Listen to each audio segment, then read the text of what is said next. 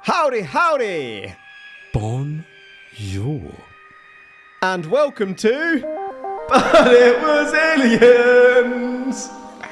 The extraterrestrial comedy podcast where we probe paranormal events to determine whether those paranormal events really were paranormal. Why? That information is confidential. Hosting this week's episode is myself, Kev, and alongside me with no idea what's coming up today is Mr. Granville Moonwalker. Today, we are heading, staying in the United Kingdom as we cover a famous series of historic attempted events leading to a gruesome death. And you know what happens when someone experienced a gruesome death? Historically. They die.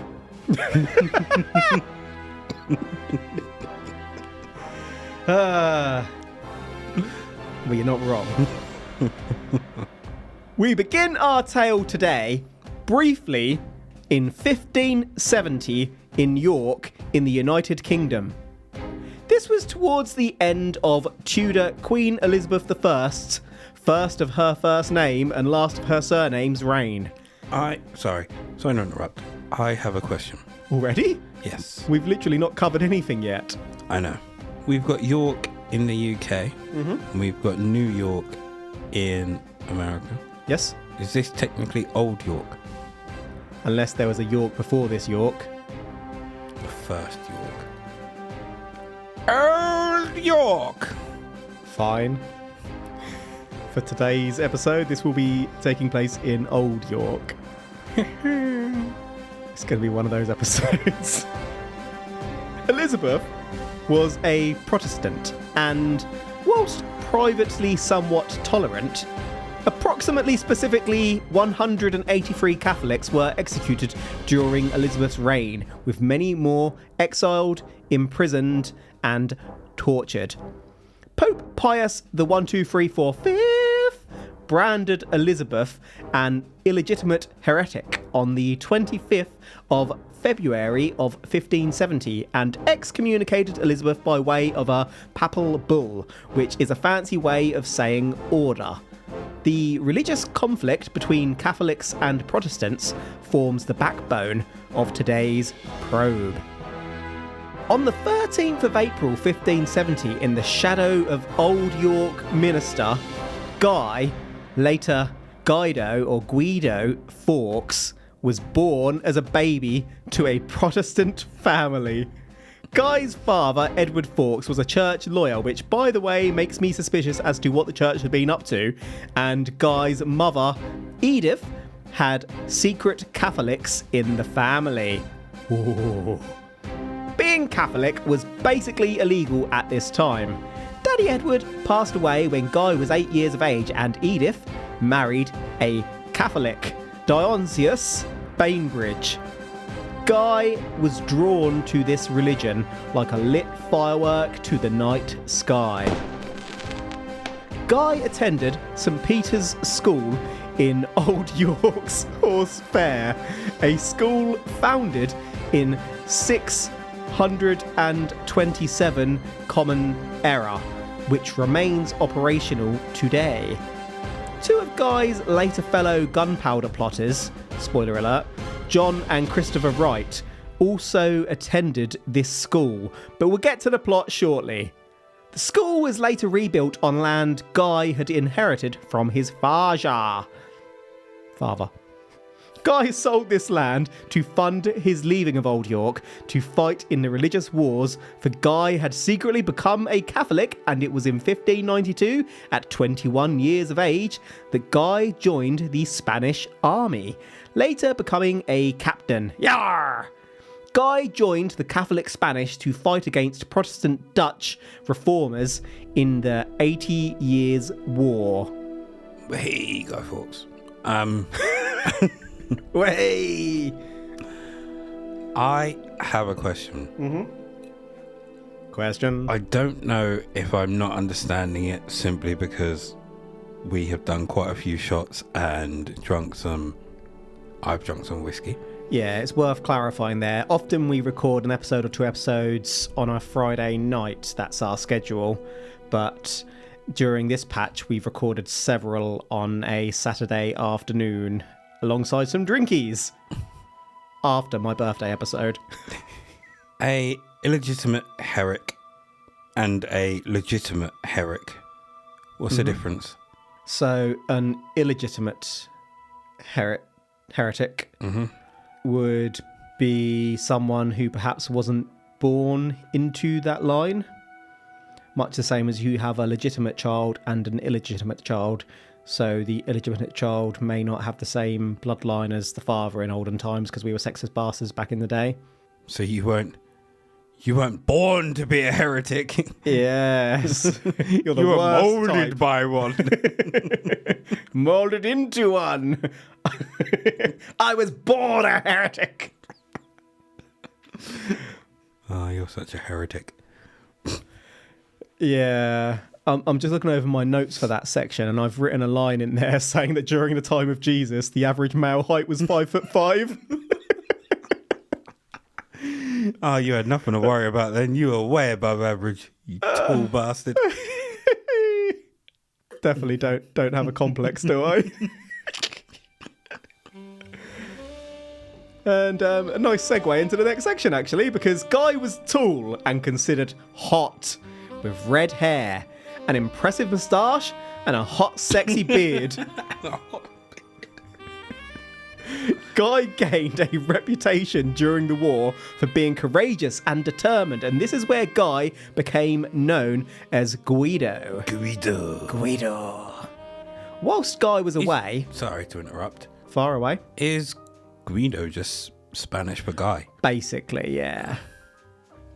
Whilst Guy was away, Robert Catesby, or Catsby, depending on who you listen to, was plotting with a guy that wasn't called Guy, called Thomas Winter, or Wintour, depending on who you listen to. Hey, guy, you got a plot with a guy that's not guy? And Not another cool non-Guy guy, Honourable John Wright. No such thing.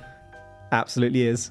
During February 1604, Catesby first suggested blowing up Parliament. Catesby needed the help of a military man. The group knew such a man may be fighting for Spain, and they also knew of Guy, as Guy, alongside John Wright's brother Christopher, had requested Spain's support to invade England in 1603. In April 1604, Catesby sent a guy to speak to Guy in northern Belgium. That guy sent to speak to Guy was a guy called Thomas Wintour. Guy returned, not at this point knowing fully what Guy was signing up to, but Guy was in. What a guy. Hey, guy. I'm not your guy, buddy. So, did he finish his service in the Spanish army, or did he just up and leave? That's hard to answer because he joined them. He wasn't necessarily part of the war. He chose to join the war, so he had no he was requirement to be a there. illegitimate soldier. He was an illegitimate Spaniard, basically. Yeah. But you become captain after about 3 years' service, basically, where you become a commander of the largest group that a soldier can be expected to personally know. So he was there long enough to be captain. Yarr. So he went there off his own back to fight in a war he believed in the cause of. So did they only know him as Guido, or did they know him as Guy as well? I guess some probably knew him as Guy, but they probably Just called made him an honorary Spaniard or an honorary Catholic and named him Guido. Just wondering how this guy that wasn't Guy managed to get to Guy whilst Guy was in the army. Oh no, I've gone cross-eyed. I suppose Because connections in olden times, people talk. They probably knew of several British folk who went over to support because it was a Catholic war. I was going to say, at any point, you may just think that's an assassin. Yeah. There to And take also, Guido out. if Guido was well connected enough to present an idea to the king, then he's probably quite well to do, I guess. Was a landowner. We've already established that. But like, so people were probably more likely to talk about what this chap was doing and others of similar background than if I was to join a war. I see what you're saying. Guy did indeed join the group of Catholic men seeking a revolution. A revolution! Led by Catesby. The conspirators, when complete, and apologies, this is a lot of names, would include Robert Catesby, Thomas Wintour's brother Robert, the Wintour's brother-in-law, John Grant, honourable, Catesby's second cousin, Francis Tresham, Tresham's servant, Thomas Bates, Guy Fawkes, Fawkes's childhood school friends, Christopher and John Wright, the Wright's brother-in-law, Thomas Percy, Everard Digby, Ambrose Rookwood, and Robert Keyes. 13. Unlucky for some, eh? The gunpowder plot was in its infancy, and although later integral to the plans, Guy was not the leader as is often mistakenly believed. The plan, thrashed out at a meeting at the Duck and Drake in the Strand, London, on the 20th of May 1604, between the first 5 members of the group, Robert Catesby, Thomas Wintour, John Wright, Guy Fawkes and Thomas Percy, was to kill Protestant King James I and blow up Parliament, restoring a Catholic monarchy to England. The specifics were relatively simple in theory. Blow up the House of Lords during the state opening of Parliament, whereby the King's speech would be taking place. The King and prominent Protestants would be present. That would be followed by a revolt in the Midlands, whereby the King's 9-year-old daughter Elizabeth would be installed as the head of state, a puppet queen raised as a Catholic. The group swore on the Bible to follow the plan. I'm just going to add here that I've had this on the list for a while and haven't planned this. This episode, I think, is going to drop the week of Bonfire Night. I'd have done an introduction about that had I have realised. That's awesome. It's just occurred to me as we're going through that section. It's a revolution! I remember when we used to go to a certain park at this time. The local firework display at park. Mm-hmm. Yep. Biggest in the county. I think when you've been there so many times as a teenager, you become disenfranchised by it as you grow up. Yeah. Unless you have little ones. Yeah. I ain't got no little ones, so I ain't going to no goddamn fireworks. I ain't got a baby. Yeah, I would go further than that and say once you've been to one, you go to your second and you realise it's quite similar to the first and there's not really... It loses its sparkle. Excuse the pun. I suppose after the first one, every time we went, it was just to not fuck about. It was just to hang around and do something that night, really, wasn't it? Yeah. Look around. Us and our groups. In our particular group, look around for girls that we're too scared to talk to. I'm just saying we were horny teenagers, basically. Pretty much. Woo! The concept of swearing on a Bible. I've had to do that several times for work, obviously. It's just... not to say I'm dishonest at work, because obviously I'm not saying that at all. But if you're not religious, you don't give a shit. Yeah, it doesn't really mean anything to me. I'm standing there doing things because it's the right thing to do, you know what I mean? It's not because the Lord is making me. It's like if you were an atheist and they go, swear on the Bible that you're going to tell the truth, the whole truth, and nothing but the truth. I swear I'm going to tell the truth, the whole truth, and nothing but the truth. Did you kill this man? No, I fucking didn't. All the evidence points that you did. My hand is on the Bible. I'm telling you that I didn't. Oh, fine. Go on, then off you go. Goes and murders the next person. It's something that really should be taken out of court. Absolutely. Not to be disrespectful, but it is now a very outdated concept. Mm-hmm. Yeah, just unusual they still make you do it. They should get you to put your hand on a lightsaber. And I swear to tell the whole truth and nothing but the truth. Did you kill this man? No. Lose an arm. So basically, you lose an arm whether you're telling the truth or not. No, because you can hold your hand out And you just lose a hand and instead. just say that, like, you swear to tell the truth. And then if they think you're lying, off goes your arm. So yeah, if they're going to think you're lying, whatever, because they wouldn't have you up there if not. But they could essentially listen to your story and find you to be honourable and trustworthy. So you would be fucked. I have the most You would lose an honourable arm. and trustworthy name of them all, my friend. You would lose an arm. You'd lose 2 arms. Both arms. The group were rumoured to have begun digging a tunnel from a house leased by Thomas Percy, who was now a bodyguard to the king, so had reason to have a property in London, to the House of Lords, with this rumour due to a confession on day 5 of questioning. We'll get to that, but no evidence has ever been found of a tunnel. The group came to notice, though, that someone was clearing out a cellar that went directly beneath the House of Lords in the Palace of Westminster. In March 1605, the conspirator group rented that Westminster cellar and originally loaded 20 gunpowder barrels into the cellar that had been stored at Catesby's nearby residence, overseen by a group member, Robert Keyes. The group were ready. Parliament was delayed from July until November due to the plague, though, and the gunpowder barrels were believed to have possibly gone off, and so a further 16 barrels were brought in.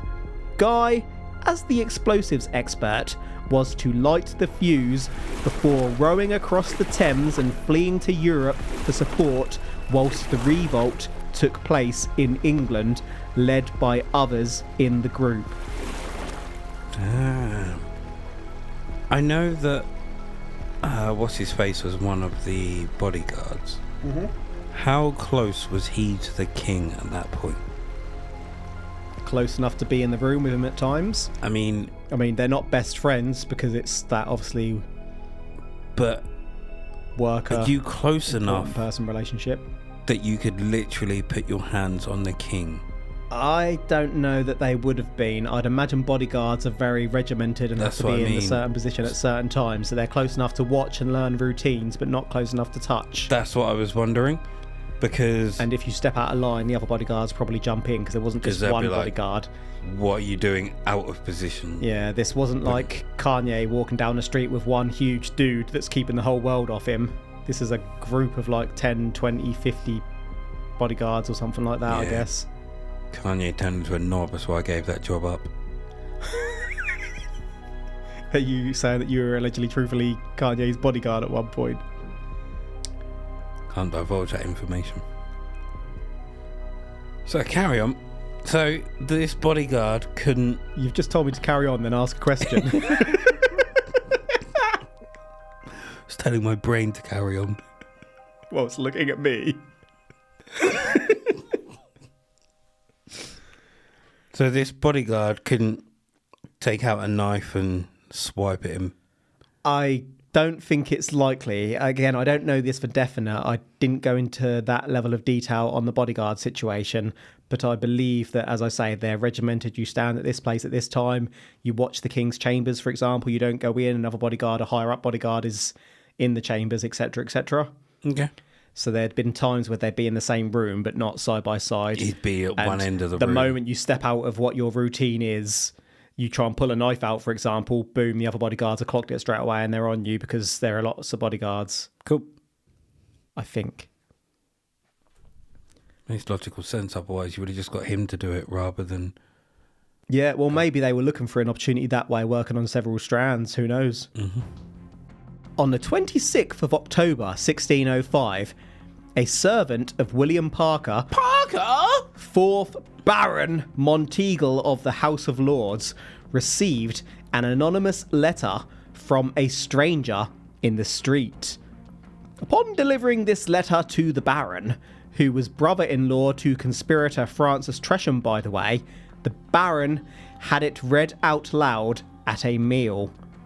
The letter advised the Baron to skip this Parliament as wickedness would be punished. Ooh.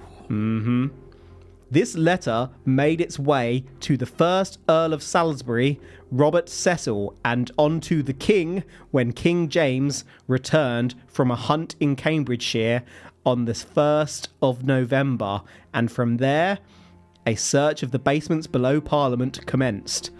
The letter contained a line stating, "They shall receive a terrible blow, this Parliament."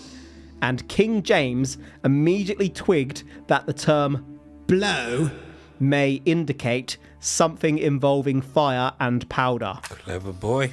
Robert Cecil had already heard murmurs but didn't know of the plot. Conspirator Thomas Winter heard the plot was discovered and encouraged the group to abandon the plan, but Catesby refused.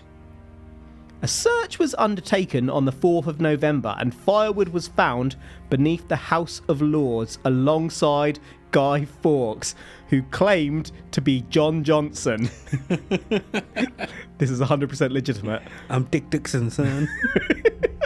Johnson, aka Guy, Never trusted John. claimed that the wood belonged to his master, Thomas Percy. The search party left to report their findings. Thomas Percy was a known Catholic agitator, and so suspicions raised further. The king requested a more thorough search take place, and the search party returned later that night. The search party found Guy dressed in a cloak, hat, boots and spurs, with a lantern, pocket watch, slow matches and touchwood. Underneath bundles of sticks and coal, 36 gunpowder barrels were discovered. Guy was taken to the king on the early morning of the 5th of November. Guy was funked. John Johnson, sorry. So, Honourable and trustworthy John Johnson. I misread some of that. And in my head, the coolest picture appeared. So, Guy dressed in a cloak, hat, boots and spurs with a lantern. Right. Slow marching towards you, not slow matches. I just imagine him like you a lantern in the dark. Yep. The guards are like, "Oh shit, son, we better run. That's John Johnson." That's what I envisioned. That's pretty fucking cool. To be fair, it might have been quite intimidating seeing it in these times when it would have been really dark and just a lantern lit up and like an outline. The guards could have absolutely been bricking it, except for the fact that there was one of them and several There's of numbers, those. yeah. Numbers makes them brave. Mm-hmm. Absolutely. People get brave. A person is a coward. Yep. Unless they've got some of that Dutch courage. Mm-hmm. That magic juice. That gummy berry juice. John Johnson / Guy probably should have had a better story up his sleeve, shouldn't he? Prepared for the chance that he would be found. Better fucking name as well. Rather than saying he was a servant of someone else in the actual group who would raise suspicions, etc. No one... He could have just said that he owned it or that he was a servant watching it so nothing happened. Everyone knows Could have said he was going for a piss. Rust as John. So why did he... Not only did he give the name of a John, he doubled up. Doubled down on the honourableness. I mean, that name has always been renowned to be very trustworthy. I have that on good authority. Maybe you thought it would, like a double negative, it would work that way. Cancel each other out. John Johnson. What do you reckon Guy did when they approached him? Slowly marched towards him, lifting the lantern. Upon initial interrogation, Guy maintained that he was John Johnson, but a letter addressed to Guy Fawkes was found on Guy's person, you pleb. What a wally. Guy, still claiming to be an honourable John, admitted his intent had been to destroy the King and Parliament, but revealed nothing further than his mother's name, claiming that he acted alone. Did not grass. And he didn't care about his mum either by the sounds of it. He's a rat. At first. King James was actually impressed by Guy's resolution. By the evening of the 6th of November, though, questioning of servants and associates of Thomas Percy, who had rented the cellar, had revealed the names of several involved in the plot. Guy maintained that he was John still and was transferred to the Tower of London. The king had decided to torture this John, signing an order stating, "The gentler tortures are to be first used unto him, and then by degrees proceed to the lowest." After not saying shit for a day, Guy was put on the torture rack.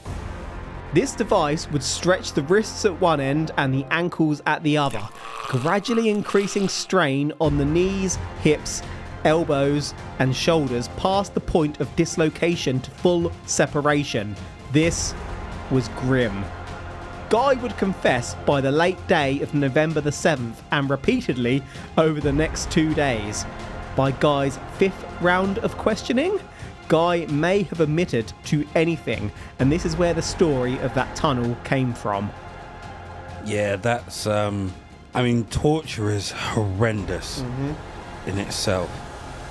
But you've then got to be very wary of the information that you were given by the person being tortured. Yeah, people because just want the pain Yeah. is just too much. Yeah, they want just that it pain to stop. end. Yeah. So they'll tell you anything Absolutely. to get that to stop. Tell you what you want to hear to stop it. Mm-hmm. Thinking of the immediate. Yep. Not only that, I suppose you only think about it at the start until the pain becomes too much. Mm-hmm. But you could essentially lie trying to get out of much of the torture and torment. Mm-hmm. Like giving up early until you realise that they're not going to stop the torture. But then by then you're just spouting whatever. So, again, fine line. I would hate to be tortured. Well, I don't think anyone would be particularly fond of it. There's a reason it's outlawed. As this progressed, Catesby and co. were fleeing to the Midlands to start that revolt and stealing supplies and weaponry along the way, for example, from Warwick Castle. The group were burned by a fire started through attempts to dry out some wet gunpowder in front of a fire. Oh dear. The Sheriff of Worcestershire and 200 men then besieged Holbitch House. Not sure on the pronunciation there, but that's what I'm going with. Where the conspirators were holding out and all were either killed or captured on the 8th of November. Catesby, the Wright brothers and Thomas Percy were shot dead, meaning that 9 of the conspirators were captured. Robert Wintour wasn't apprehended until January the 9th, 1606, but he too was tried. Francis Tresham, meanwhile, had died of a dick condition whilst prisoner at the Tower on the 23rd of December, 1605. Old times were tough, so. I was about to say, do you know the condition? Or, like, just he was a dick? No, a difficulty with his penis, yeah. Guy, like the other conspirators, was convicted of high treason on January the 27th, 1606, and the king wanted to make an example. On the 30th of January, 1606, Robert Wintour, Everett Digby, John Grant and Thomas Bates were executed. In Westminster's Old Palace Yard on the 31st of January, 1606, it was time. The 4 conspirators remaining alive were 2 to be hung, drawn and quartered, aka dragged by horse to the site, hung to the point of death. They'd have their dicks cut off before being disemboweled, beheaded and chopped into 4 pieces. You do not want to be hung, drawn and quartered, my friends. Even if you don't have a winky. One by one, that's exactly what happened, and Guy was up last after Thomas Wintour, Ambrose Rookwood, easy for me to say, and Robert Keyes. Guy, however, despite his torture, mustered just enough energy on the gallows to jump off and managed to snap his neck, therefore avoiding the other unpleasantries the others had endured. Guy was still courted posthumously. Guy was 35 years of age. The gunpowder plot had the exact opposite of the desired effect, accelerating the persecution of Catholics, though overall King James's reign was a period of leniency for Catholics. I'll just add here that today, boffins query whether the 36 gunpowder barrels actually even would have taken down Parliament and King, as it's believed that the gunpowder may have gone off, as we kind of touched upon. If it was live, though, a 2005 reconstruction for British television channel ITV evidenced that everyone within a 330-foot, aka 100-metre radius, would have been buggered. Meanwhile, priest Father Henry Garnet was also executed for complicity in the plot, but may not have actually known much about it further than hearing in confession that a plot existed, to which confession rules forbade the father from sharing. That man was screwed by the job. Fucked if he did, fucked if he didn't. Absolutely. He had no chance, did he? Let's hope he went to heaven afterwards then, for obeying the real king. What if he lived holy for his whole life, obeyed the rules, just at the point of execution where he felt that first connect, he was like, shit! And he'd cursed, therefore he went to hell. Oh no! Hey, relax, guy. Oh no! A pious life ruined in the last moments. The very last Fred. Why do they need to cut their dicks off? I was just about to ask, was that to not dissuade, but just to was it for show? Partially. I mean, in these times, there was no TV. You couldn't turn on the TV and watch Game of Thrones. You needed entertainment, and execution was a big form of entertainment. The people loved it. The gorier, the better. Put on a show. Firstly, entertainment. Secondly, that puts people off being bad, because you do not want your dick cut off if you're a person, if you're a bloke, anyway. Mm-hmm. I mean, you don't want anything cut off, really, do you? No. Not only did Guy Fawkes have a gruesome passing, but clearly Guy also left behind some unfinished business. When you put those two factors together, the paranormal energy seems to get supercharged and we can be left with a ghostly presence. In previous episodes, we've covered the two main lines of thinking for where spirits haunt, whereby they either end up tethered to where they passed, or they possibly have the ability to choose to haunt a place that was special to them in life. Special to Guy Fawkes was the town of his birth, York. Old York. There is a place in Old York, inauspiciously named as the Guy Fawkes Inn, in Petergate. This is said to be the very spot of Guy's birth, and Guy was baptised across the street at the St Michael le Belfray Church, which also still stands today. The Guy Fawkes Inn, as an establishment formerly owned by Guy and family, is prohibited from celebrating bonfire night. The inn uses the names of the gunpowder plotters for the rooms, rather than room numbers, which, if you ask me, is brilliant. The actual Georgian terrace was built more than 100 years after Guy's death, but the old cottage behind Guy Fawkes Inn, which is a part of the inn, may indeed be the site of Guy's birth. For the spookies, we head to the most reliable of sources, TripAdvisor. Simon H. details that during their 2012 stay, Simon barely slept due to unusual occurrences around 4 a.m. Simon doesn't elaborate. Another TripAdvisor reviewer, Amanda_R_T, details that when staying with her sister overnight, Amanda was awoken by her sister, adamant that a figure was in the room with them. Amanda does go on to state that somebody has set the television to turn itself on at 1:30, but that someone could have been Guy. A landlady of the pub itself detailed to York Press, aka Old York Press, that a friendly gentleman ghost frequents the bar, evidently enjoying a brandy, as a bottle of Cavassier will make its way to the front of the shelf at night, and sometimes bar staff will come in the next day to find the bottle on the bar. 2 small children are also said to haunt the inn, but these are unrelated, so we won't be covering those. Pass the Cavassier.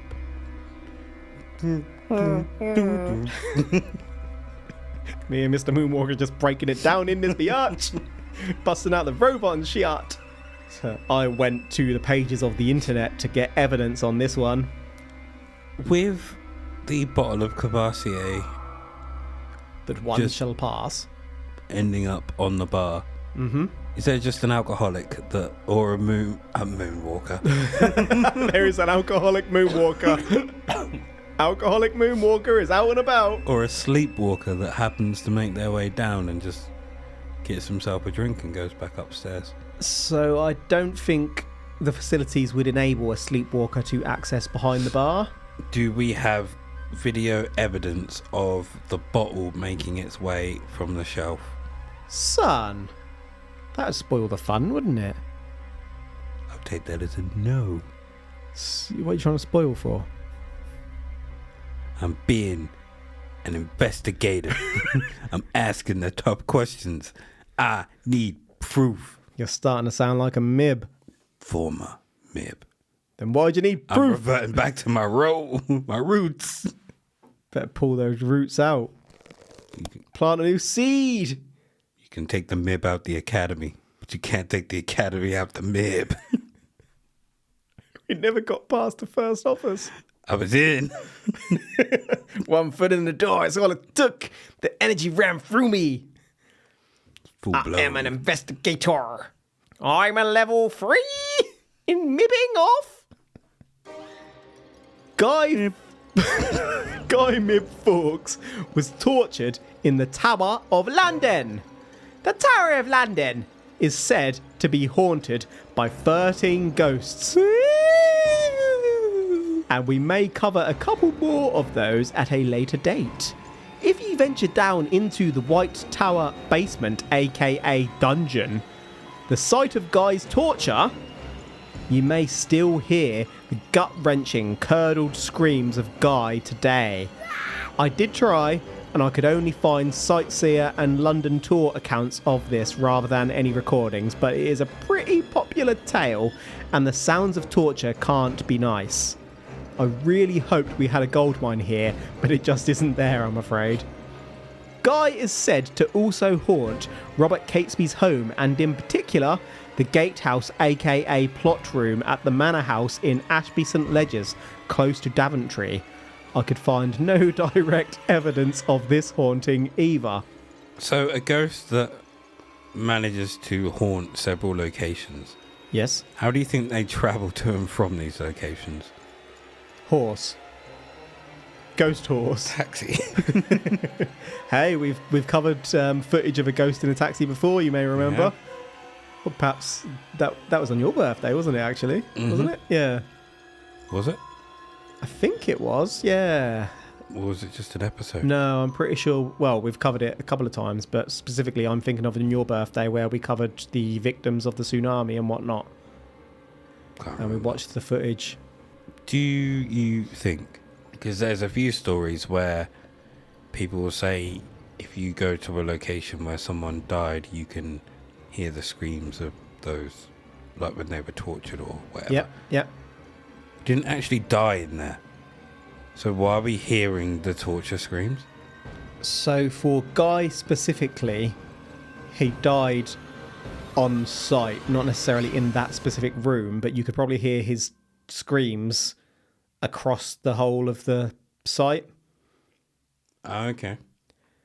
Like if you were to shout at one end of a field, someone at the other end of the field could hear it. Do you know what I mean? It might not be as loud as if you were in the same room as them, but I see what you're saying. we're talking about Guy being proper tortured here and having his wang pulled But- and stretched.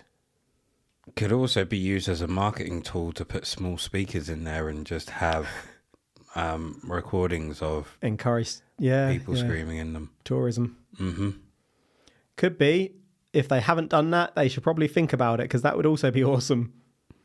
Bit grim, but awesome. Enough time has passed. We end our accounts with that of Viscountess Boudica, to which I'll link in the episode notes. As far as I can make out, Boudica was a well-known and somewhat eccentric local who would catwalk the streets in wondrous outfits in Bethnal Green, London, during the early 2000s before having to relocate due to the council raising rent costs in the 2010s. Boudica, it transpires, has been visited by, and indeed married, Guy Fawkes. Oh yes. I was about to say, Boudica, 619. Fuck off, did you marry her? We've got evidence of this bit, my friend. It all started during Boudica's visit to the Tower of London with a friend. I'll cut this short because the account is rather long, but in a nutshell, Boudica detailed that whenever they'd pass the tower on the London Underground, the lights would flicker. During the visit, the room Boudica was in went all cold. Then as Boudica went up some stairs, Boudica saw a ghost with a tall, pointy hat and a beard. You know who it was. He never had a fucking tall, pointy hat. It's Abraham Lincoln. She married Lincoln. Lincoln, baby. Now we know his purpose. He was out looking for a ghost wife. Guy winked and smiled, and boom, it was love.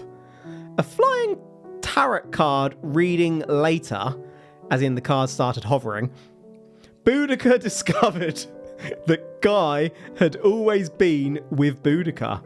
Soon thereafter, Guy had appeared to a doctor during Boudica's time in hospital and signed Boudica's release papers after the doctor had been struggling to find the next of kin.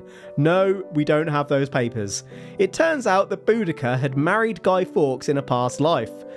Boudica has taken a photo of Guy's apparition, which I'm going to show Mr. Moonwalker now, followed by a photo of Boudica and Guy enjoying spring together. If you'd like to check these out. I'm going to just tape a sip. I'm going to take a sip of my drink just to settle myself before I have a look at this picture.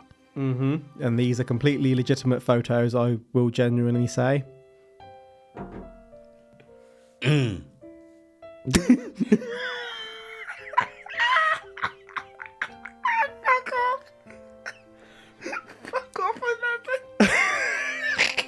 So Boudica has presented these as legitimate evidence.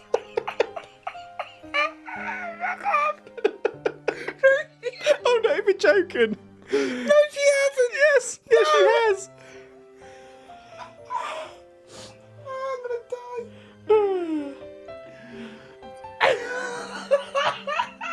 die. There aren't even this isn't the only one. There are several of these.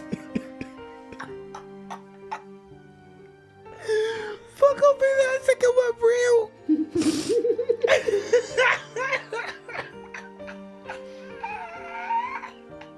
We've killed Mr. Moonwalker. He is no more. Oh my god. Oh, what's so funny? Okay, picture number 1. We have a blurry close-up of a man's face. Extreme close-up. That is literally it. Extreme close-up of a man's face. And how are you going to describe picture 2? Very blurry. Oh.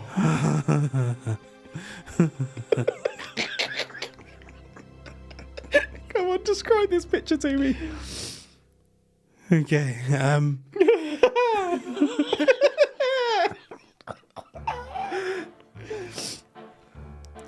okay. The very best way for me to describe this picture is Oblivion graphics photoshopped onto 4K background.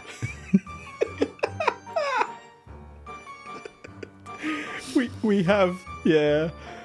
Boudica photoshopped on one side in a lovely gown, and it looks like Henry VIII photoshopped on the other side. Except he's got a blue hat on. Why does he have a blue cowboy hat on?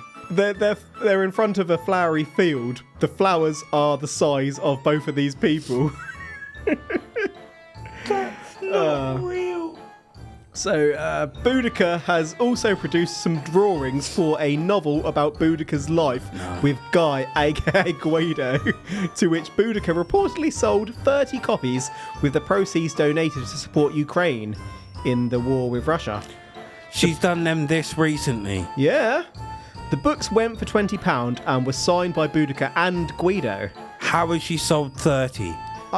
Did she buy them herself? I feel very conflicted in this segment, but funk it, it's for a good cause, we are in. Aren't we, Mr. Moonwalker? Aren't we? You're about to show me the artwork, aren't you? Yeah. Okay, now, one of two things is going to happen here. Mm-hmm. Either she is just terrible with her computer, therefore the photoshopped images are like, that's bad. This was probably the worst image we've ever covered on this podcast, and that is saying quite a lot. I mean, I know I've shown you pictures and said that they're real, but this takes a biscuit. Takes a Jaffa cake. So bad. Yeah, honestly, this isn't on that level. It really isn't. It's going to be, she's actually fantastic at art, or a 3-year-old child has more artistic skill. Let me take that back. I know where you're going. You have more artistic skill. I'd argue we're on a comparative level. Fuck off. I'm gonna look. Sound like Donald Duck.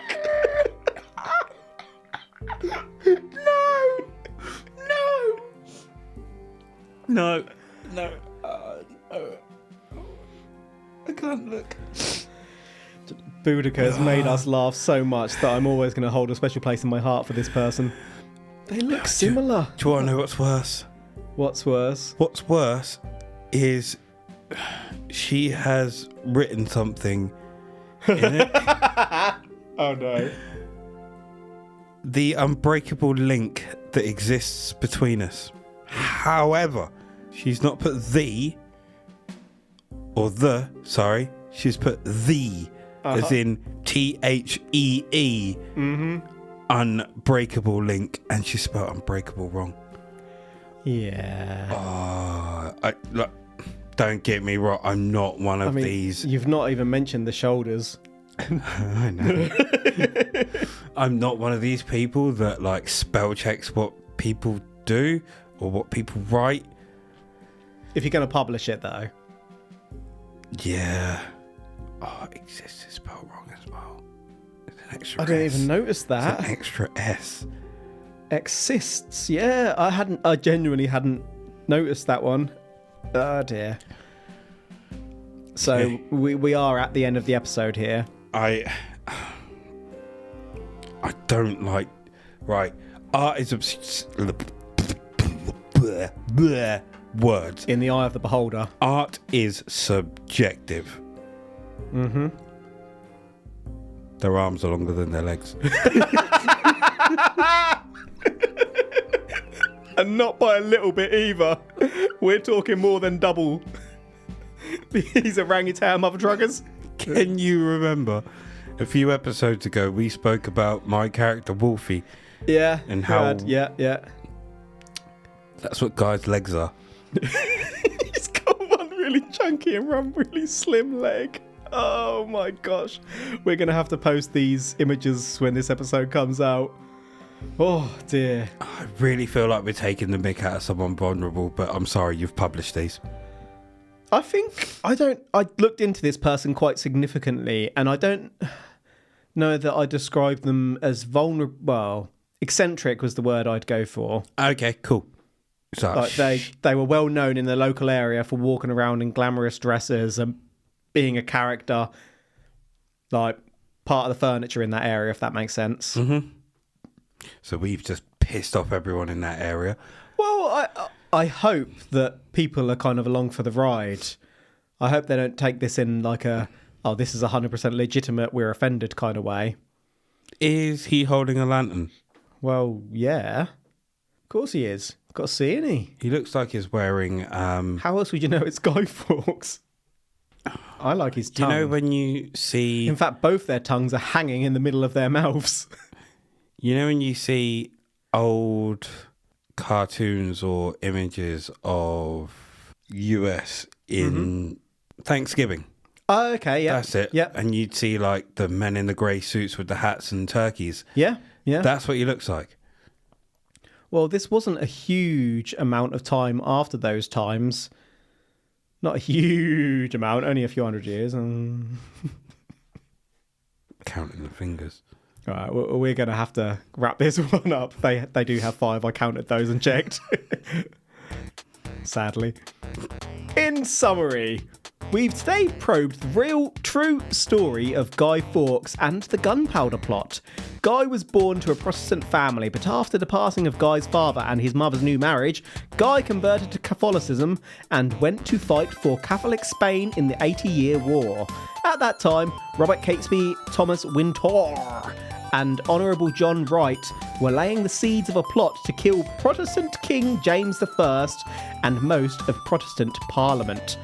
The conspirators planned to then start an uprising in the Midlands and install King James's daughter as a puppet Catholic queen.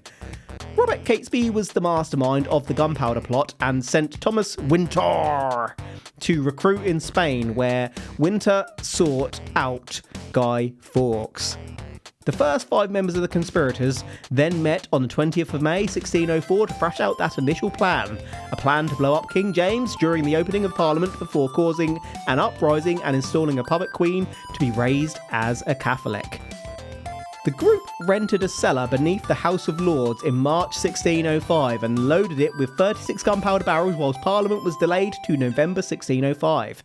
On the 26th of October 1605, a servant of the 4th Baron Monteagle of the House of Lords received an anonymous letter warning to stay away from Parliament. Suspicions were raised and a search ensued whereby Guy Fawkes was caught ready to light the fuse on the 5th of November 1605. Guy and the others were ultimately killed or captured, and those remaining alive were tortured for details before being sentenced to be hung, drawn and quartered on the 30th and 31st of January 1606. 3 of the conspirators were killed before Guy on the 31st, and when it was Guy's turn, Guy managed to jump from the gallows and break his neck, saving Guy from watching his dick be cut off. Guy was still quartered and his head piked. Guy's fate, having been tortured and then killed, was clearly miserable, and I speak for Granville here when I say that he believes that this led to Guy's spirit lingering on. Guy may visit the place of his birth, the Guy Fawkes Inn in York, Old York, where Guy was born in a cottage out back. Guy can also be heard wailing from the torture room of the Towers of London's White Tower basement. Meanwhile, Guy remains married to Boudica, a flamboyant former London local, who has written a book about their relationship with Guido. Just as we close out here, I'll say that there is a lot more to the gunpowder plot involving many, many parties we haven't dug into here. There is a lot of information out there, so if you are so inclined, check it out. But that is it for the summary, so Mr. Moonwalker, do you need to double back over anything we've covered, or are you ready to conclude? Food. Do we have proof?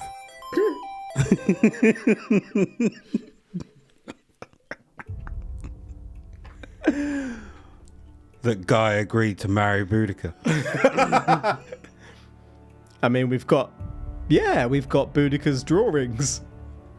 There's nothing more I need to go over, sir. That's visual proof. There's nothing more I need to go over, sir. Are you saying that it was spooky? I am not. Spoil sport. I really thought I had you. I'm not saying that it was spookies. Of course I am not. This tale was one of those historical cases I find really interesting researching, but Jesus Christ on roller skates, Boudica. That segment was bonkers, and there is so much out there on that bit too. So much. This case sadly wasn't the one to convince me that spookies exist, so I can't say that it's spookies personally, but Guy's end of days was so very awful, so I can completely appreciate anyone who believes that Guy haunts Tower of London in particular. Any final thoughts, Mr. Moonwalker, before we say toodle pip? No, none. I got nothing. Ruined him. I am completely broken him. That is a wrap for today. Okay. Thank you for listening to But It Was Aliens. If you enjoy this show and want to support us to keep on doing what we do, you can. Head on over to patreon.com/butitwasaliens, where you can find, where you can donate about the cost of a regular coffee, and in exchange for free excluding that donation, you will gain access to our side probes. Episodes too offensive or downright dirty for the general public to hear. Or too stupid. We release these monthly and love to take on listener suggestions. On that note, if you do have any episode suggestions for the main show or the side probes, you can drop us a little message on the application formerly known as Twitter. Ex-Twitter, @ButItWasAliens. And that is where you'll find us on all the other socials too. So that is it for this episode. Until next time. How do you make memory foam? Forget. The truth is up there. #.